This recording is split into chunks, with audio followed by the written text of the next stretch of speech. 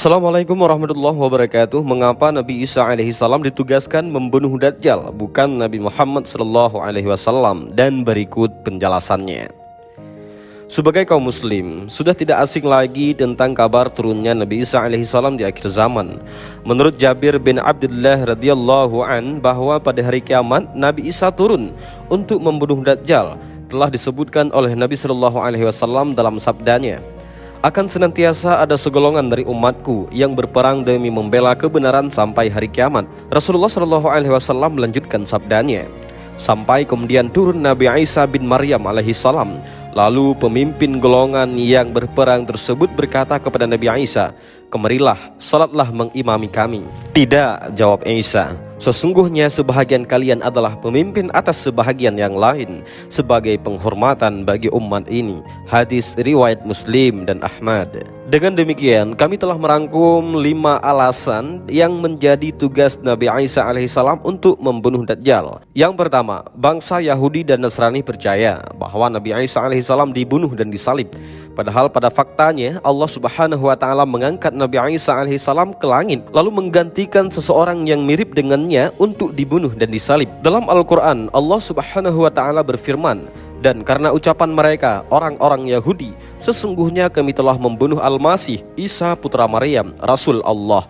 Padahal mereka tidak membunuhnya dan tidak pula menyalibnya, tetapi yang mereka bunuh ialah orang yang diserupakan dengan Isa bagi mereka. Al-Quran Surah An-Nisa ayat 157.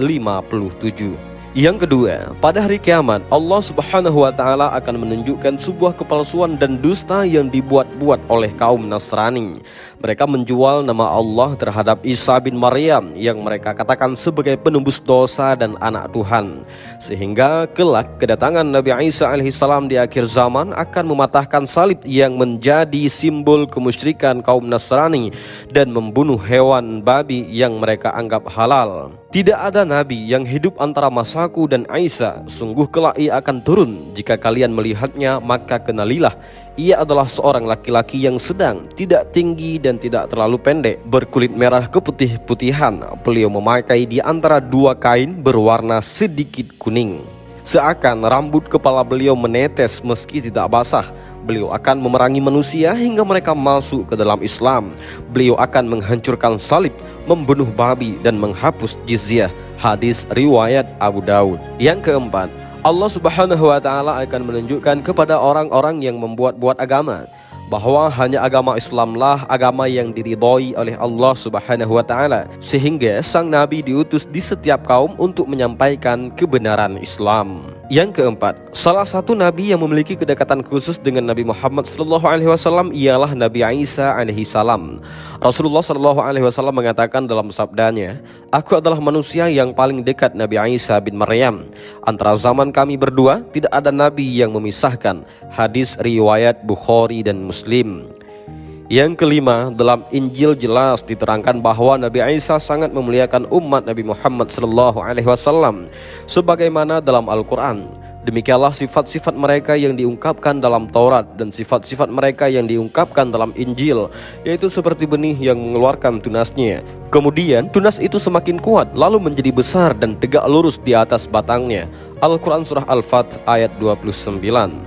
Nabi Isa alaihissalam berdoa kepada Allah agar dijadikan dari umat terakhir zaman tersebut. Doa itu dikabulkan oleh Allah, dan itulah sebabnya Nabi Isa alaihissalam diberikan umur yang panjang sampai beliau diturunkan ke bumi di akhir zaman nanti untuk menerangkan bahwa agama Islam adalah ajaran yang murni. Dan demikianlah 5 alasan kenapa Nabi Isa alaihissalam yang akan membunuh Dajjal. Mudah-mudahan video ini bermanfaat. Allahu a'lam bishawab. Assalamualaikum warahmatullahi wabarakatuh.